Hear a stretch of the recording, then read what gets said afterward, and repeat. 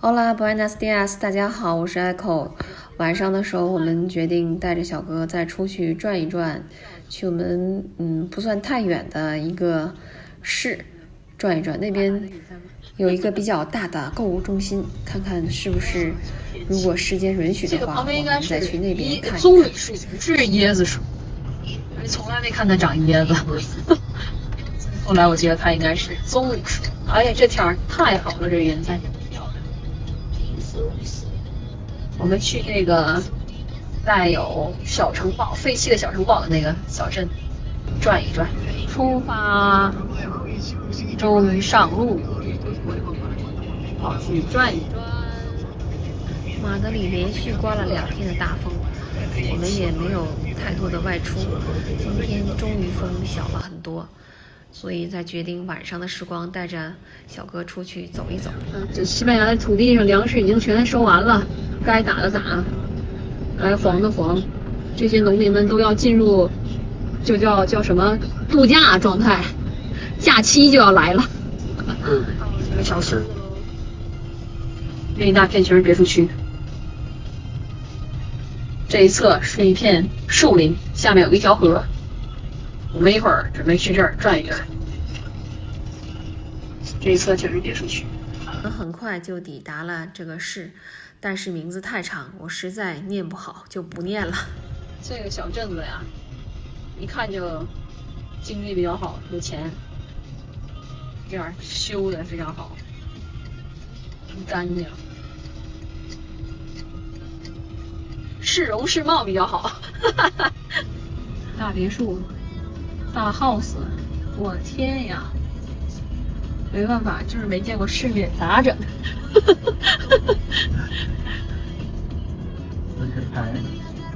这是连排的，这个是刚才那个村子的新区，应该是。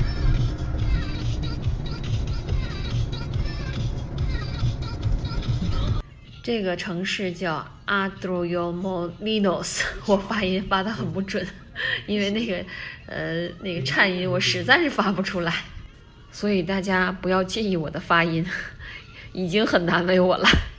这个城市呢，建了一大片的新区，所以它的城市建设也很久了。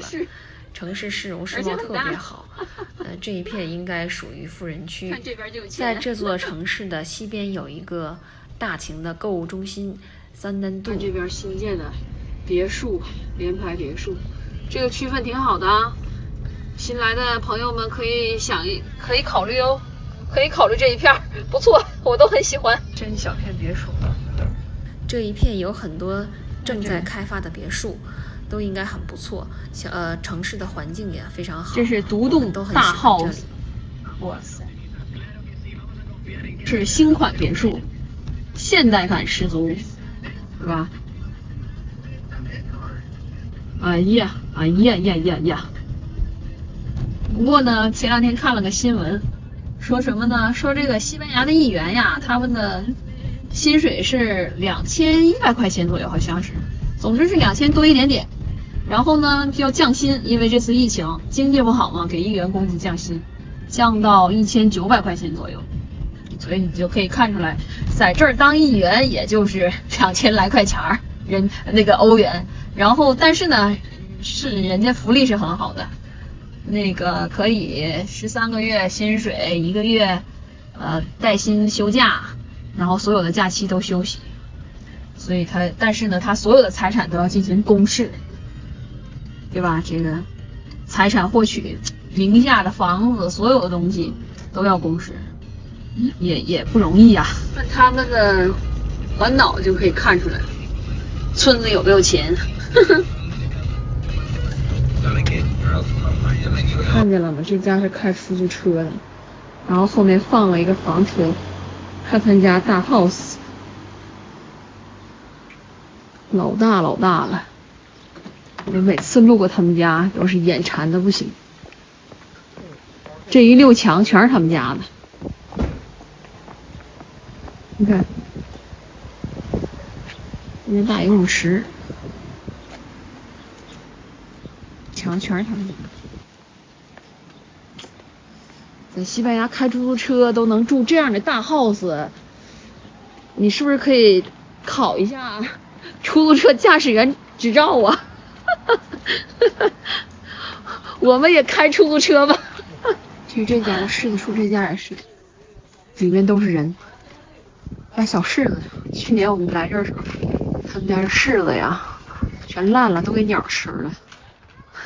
我也不敢摘呀，也够不着。是刚才这家有柿子树那家，院子老大了。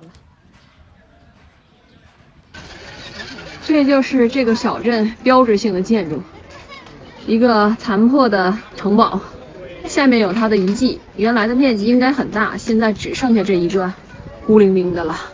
好像里面好像已经在进行一些装修，你看那个窗户都上了，原来是不是没有？我都记不太清了。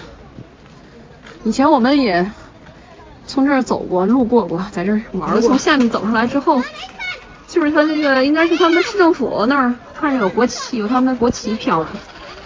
这边是餐厅，一个小广场，然后就到了这个小城堡这儿，废弃了。这是叫什么类型的建筑，我也不清楚。这下面原来应该都是它的遗址，所以它原来占地的面积还是很大的。这下面这全是，但是现在就只剩下这么一点点残留了。啊，蓝天下真好看。这边好多薰衣草，我到西班牙来发现这边很多地方装饰的呀，种了非常多的薰衣草。我也那时候买了一些薰衣草，还有偷偷摘了一些薰衣草放在我的枕头边儿。不说助眠吗？我也没发现怎么助眠。这就是他曾经的遗址。原来是，哎，现在也可以上是吗？把那儿封上了。这有楼梯可以上，因为已经残破了，就剩它孤零零的这一块，原来的台阶肯定都没了，后单独加了一个。这是这一边，这种建筑风格是不是叫穆德哈尔？我现在也搞不清楚。但是你看它这个像有点，应该是穆斯林的那种风格的。今天的天气也很给力哈，蓝天非常蓝。刚才我们用形色石花看了一下，这叫穗花，穗就是花穗的穗，叫穗花。这边很多花卉我们原来生活在北方都没有，都没见过，这一大片都是。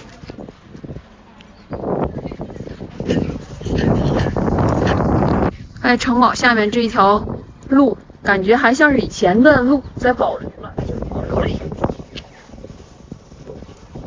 城堡旁边还立了一座雕塑，我们对这里的历史真的不太了解。我搜索了地图，这就是老区这边，对这座小镇都没有什么太多的介绍。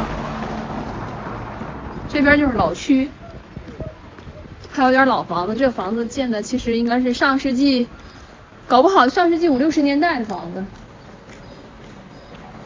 这个我们叫车轮花，这个花很香，这边专门拿这个花做一种香，就是香水啊，或者是那个空气清新剂啊，这个味道还对。这是一个教堂，但是我们怀疑这是一家基督教教堂。大门开着，我走到了门口，但是也没有敢往里走。里面很黑，都没有开灯，所以也录不到什么东西，我就赶紧的跑出来了。这是老区的别墅区，有红砖的哈。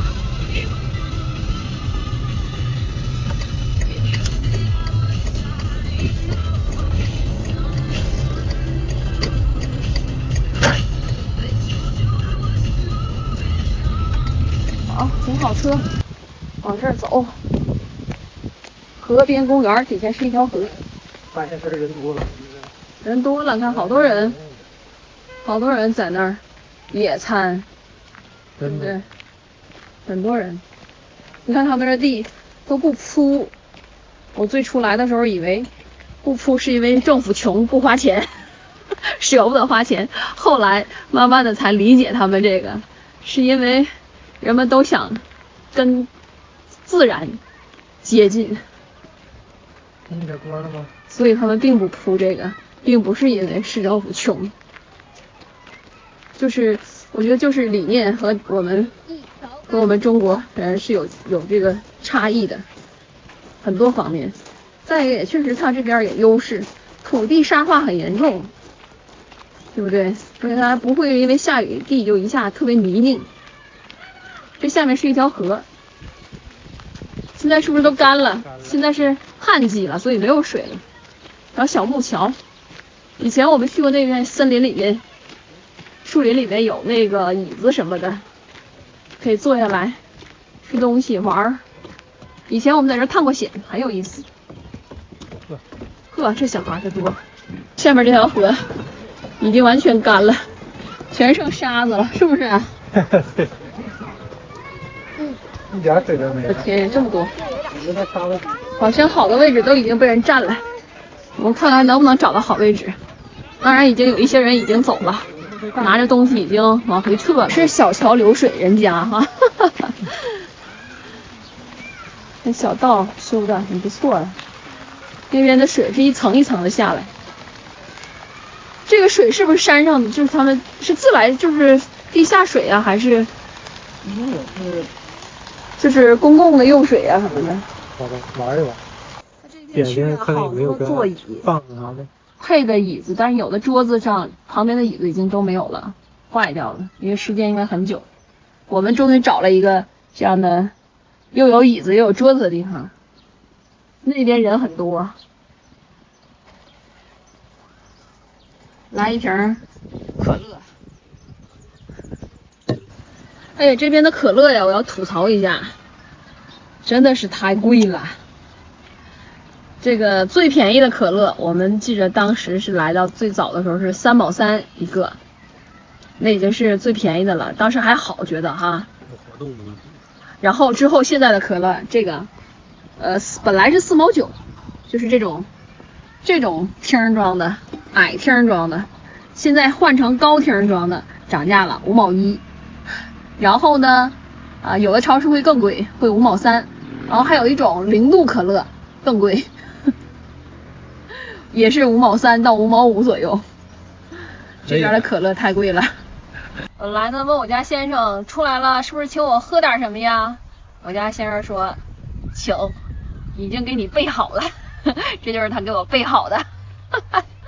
哎呀，这个确实是你要是在这个咖啡店里啊 bar 啊这里边喝这一小瓶，在室外坐着喝2块4左右，还有2块6到3块的啊，也不等。就是最便宜的大概我们喝过是2块钱，是在室内喝的。外面的话基本要到2块2到2块4，这是一个正常价。大概喝一杯可乐合人民币多少钱？20块钱，差不多20块钱人民币。我印象里在北京的饭店呀什么地方喝这种可乐，咱们一般情况下好像是5块6块，最贵的以前我印象里好像有8块的，是不是？但是5块钱是好像标准价，超市里大概1块多吧，到2块钱左右吧。这边合人民币，去一趟酒吧合人民币20块钱一杯，这一小听儿。哎呦，这没见过世面的咋整？这愁人的。看看，全是男的在带孩子，看见没？全是男的在带孩子，女的都在干什么？啊？和先生沟通后，觉得还是主流社会里人们的工作时间比较短。哎呀，我第一次看见椴树，就吃过椴树花蜜，但是真的是第一次看见这个椴树，看它们的小花啊，那种就是吃的那个椴树花蜜那个味道一样一样的。哎呀，第一次看见，真神奇，好几棵，这边还有一棵。我们要回去了，往回走。我们要去一下桑南渡。我们要去附近的桑南渡购物中心，想去给小哥看一下他的自行车。这一圈啊，前面整个这一片，这边还有新建的别墅哦。想到西班牙来投资买房的各位豪们，可以来投这儿。不错，这个位置真的不错。就是说过来一定要买车，一定要有车，没车真是没有地铁，没有小火车，公共汽车有。看看这都是新盖的别墅，正在盖。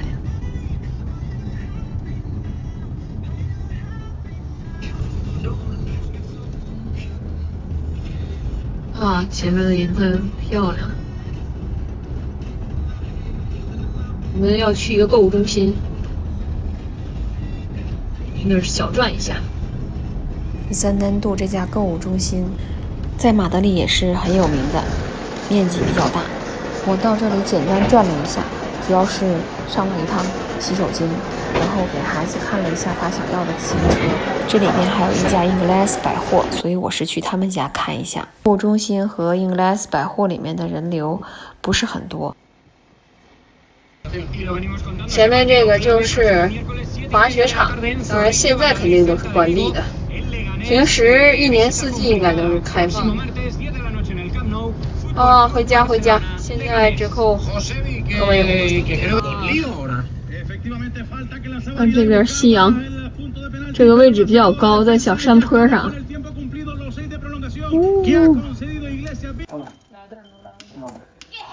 我们进了迪卡侬，给孩子找到了他想要的自行车，高兴坏了。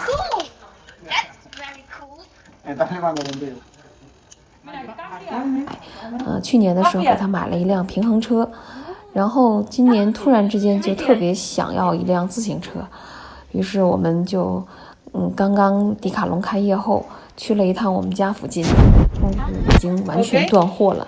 到了这边这家只有一台在那儿，所以这个体育用品的东西真的是疯狂断货。我们家附近的迪卡侬儿童款的自行车基本都没有了，只有最特别低龄的那种小小的平衡车还有货。这边很幸运，我们还看到了一台这样适合他这个年龄段骑的自行车，于是也不等有没有折扣了，就给他买了下来。我家小哥在中国的时候其实很腼腆，并不怎么喜欢说话跟人打交道，但是到了西班牙之后，不知道为何性情大变，特别喜欢跟这些西班牙人一起聊天，经常在酒吧里也是自己坐在吧台，点上自己喝的吃的东西，就坐在那里跟酒保聊天，我们是坐在下面自己吃东西或者喝点东西。哎呀，我也很奇怪他为什么跟这些外国人在一起有那么多话题可以聊。这台自行车其实是大概组装好了放在那儿让人试骑的，我们买下来之后呢，它需要进行各个部位的加固，还有它的挡泥板竟然是需要单独购买的。我们当时已经严重怀疑这辆自行车是装不进我们的后备箱的，然后这位客服人员就告诉我们可以把轮子拆下来，并且耐心地教了我们如何拆卸。就是这个啊。在迪卡侬最后关门的一刻，我们终于把款结好，然后我们就带着小哥离开了迪卡侬，准备往家赶。OK， 阿丢。这家伙到点把自行车给弄到手了哈！感谢大家的观看，喜欢我的频道的小伙伴记得订阅我。Adios。